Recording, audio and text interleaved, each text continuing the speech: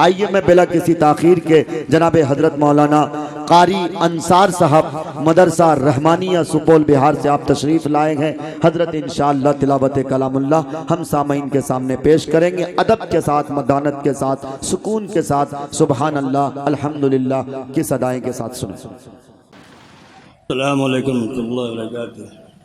वालेकुम अस्सलाम वरहमतुल्लाहि वबरकातुहू। अऊज़ु बिल्लाहि मिनश शैतानिर रजीम।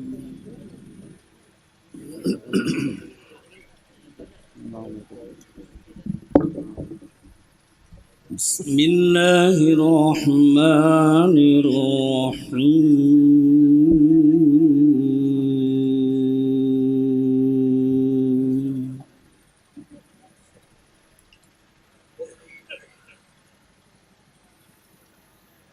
इन्नल्लज़ीना क़ालू रब्बुना अल्लाहु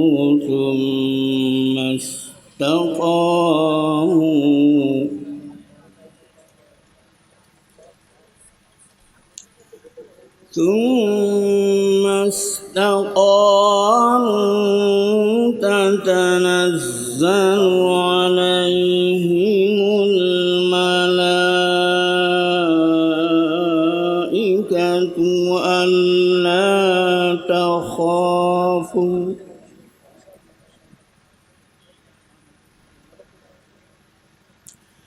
ألا تخافوا ولا تحزنوا وأبشروا بالجنة.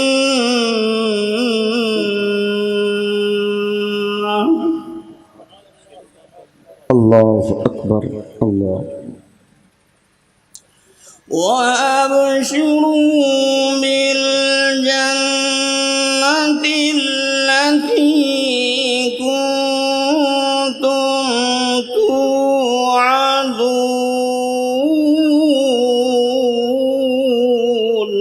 الله أكبر. اللهم زد وزد. نحن أولياؤكم في الحياة الدنيا وفي الآخرة. الله أكبر. سبحان الله. ولكم فيها ما تشتهي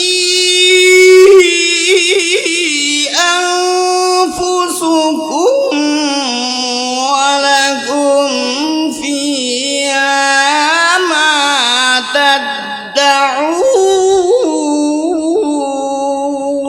الله أكبر. الله أكبر. سبحان الله. نزلا من غفور رحيم. الله. سبحان الله سبحان الله.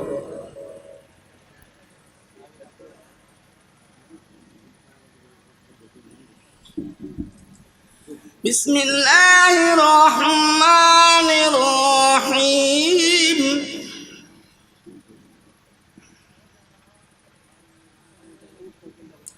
والسماء والطارق وما أدراك ما الطارق النجم الثاقب إن كل نفس. الله أكبر. اللهم زد فزد. الله. الله. إن كل نفس لما عليها حافظ. الله. بسم الله الرحمن الرحيم. الله أكبر. والسماء والطارق وما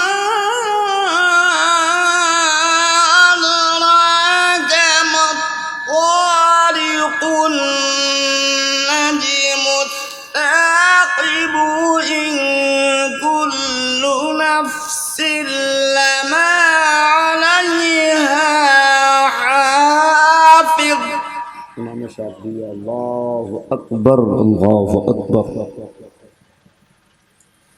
فلينظر الإنسان مما خلق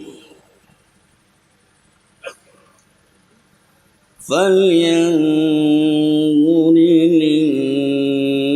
الإنسان مما خلق الله أكبر خلق من ماء دافق يخرج من بين الصلب والترائب إنه على رجعه لقادر الله أكبر الله يوم تبلى السرائر فما له من قوة ولا ناصر الله أكبر سبحان الله والسماء ذات الرجع والأرض ذات الصدع إنه لقول فصل وما هو بالهزل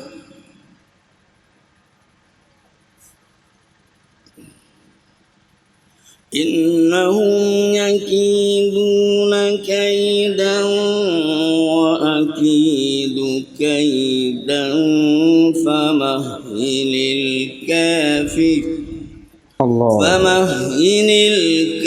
الكافرين أمهلهم رويدا بسم الله الرحمن الرحيم الحمد لله رب العالمين الرحمن الرحيم مالك يوم الدين الرحمن الرحيم مالك يوم الدين إياك نعبد الله أكبر اللهم زد فزد الله الله إياك نعبد وإياك نستعين الله اهدنا الصراط المستقيم صراط الذين أنعمت عليهم غير المغضوب عليهم ولا الضالين بسم الله الرحمن الرحيم ألف لام ميم الله أكبر سبحان الله الله أكبر اهدنا الصراط المستقيم صراط الذين أنعمت عليهم غير المغضوب عليهم ولا الضالين ألف لام ميم الله أكبر الله أكبر الله اهدنا الصراط المستقيم صراط الذين أنعمت عليهم غير المغضوب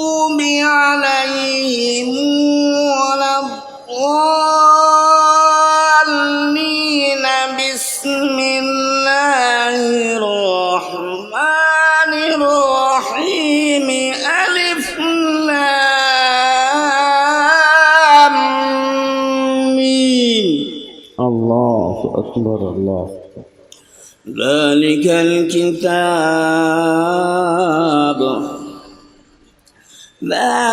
الكتاب لا ريب فيه هدى للمتقين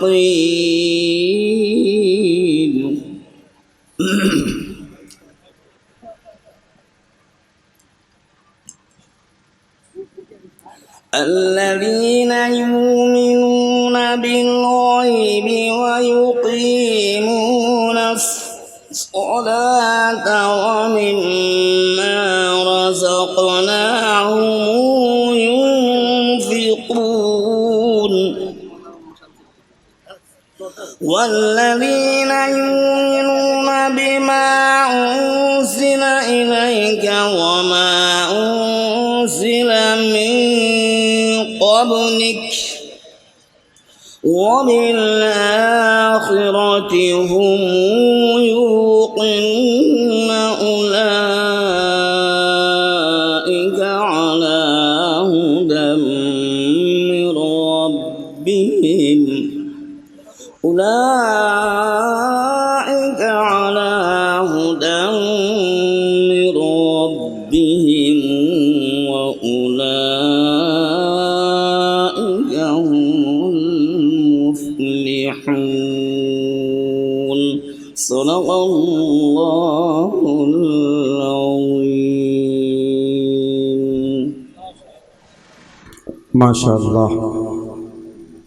یہ تھے جناب قاری انصار صاحب مدرسہ رحمانیہ سپول، جو شبہ کے انداز میں بھی امام شاطبیہ کے انداز میں بھی. دراصل میرے دوستوں، میرے کلمہ شریک بھائیوں، قرآن کریم کے پڑھنے کا جو انداز ہے، اس کا جو حق ہے، جو معیار ہے، جس معیار کے لیے امام جزری رحمۃ اللہ علیہ نے ایک میزان قائم کیا تھا، اور انہوں نے کہا تھا وَالْأَخْذُ بِالتَّجْوِيدِ حَتَمُ اللَّازِمِ مَنْ لَمْ يُجَوِّدِ الْقُرْآنَ عَاصِمٌ. قرآن کریم کو جس شخص نے تجوید کے ساتھ تلاوت نہیں کی وہ شخص گنہگار ہے. آپ سنیں گے تو حیران رہیں گے تجوید کے ساتھ قرآن کریم تلاوت کرنے کا کیا مطلب یہ کہ قرآن کریم پڑھنے کے لیے جس حرف کے مخرج کی جو ادائیگی کی صورت ہے، یعنی جس کا جہاں سے کنیکشن ہے، تعلق ہے، وہاں سے اگر نہ نکلے، شین کی جگہ سین ہو، زا کی جگہ جا بولیں، تو آپ گنہگار ہوں گے. اس لیے انشاءاللہ ایک عہد کریں کہ حفاظ کرام اور قرائے کرام جس طرح تلاوت کلام اللہ کرتے ہم بھی کریں گے انشاءاللہ. ہاتھ اٹھا کے وعدہ کریں الحمدللہ انشاءاللہ سیکھیں گے. قرآن کریم سیکھنے کے لیے کوئی عمر مقید نہیں ہوا کرتی ہے. نبی پاک صلی اللہ علیہ وسلم نے فرمایا آپ عمر کے جس دہلیز پر ہوں بالکل علم سیکھنے کے لیے عمر کی کوئی قید نہیں ہوا کرتی. آئیے میرے دوستو، میرے کلمہ شریک بھائیوں، جناب قاری صاحب تلاوت کلام اللہ کر رہے تھے. ہمارے آرزوؤں کے قبل بھی مسکرانے لگے تھے. ایسا لگ رہا تھا کہ دلوں کی کلیاں کھل رہی ہیں. ہمارے سرسبز و شادابی جگا رہے تھے. جناب قاری انصار صاحب